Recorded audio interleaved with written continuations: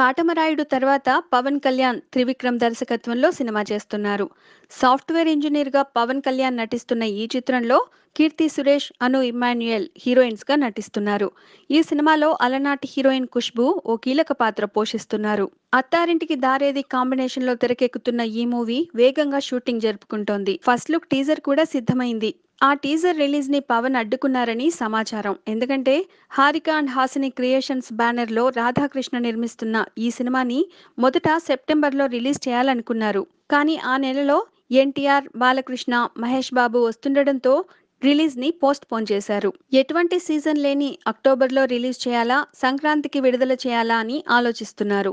ఈ కన్ఫ్యూజన్ వల్ల టీజర్ ని రిలీజ్ చేయొద్దని పవన్ కళ్యాణ్ త్రివిక్రమ్ కి చెప్పినట్లు తెలిసింది. ఒకసారి సినిమా టీజర్ బయటికి వచ్చిన తర్వాత థియేటర్స్ లోకి ఎప్పుడొస్తుందనే ఒత్తిడి పెరుగుతుందని చిత్ర బృందం అర్థం చేసుకుని టీజర్ రిలీజ్ ని ప్రకటించకముందే వాయిదా వేసుకుంది. Please subscribe. Hi, it's me Purna. Please subscribe.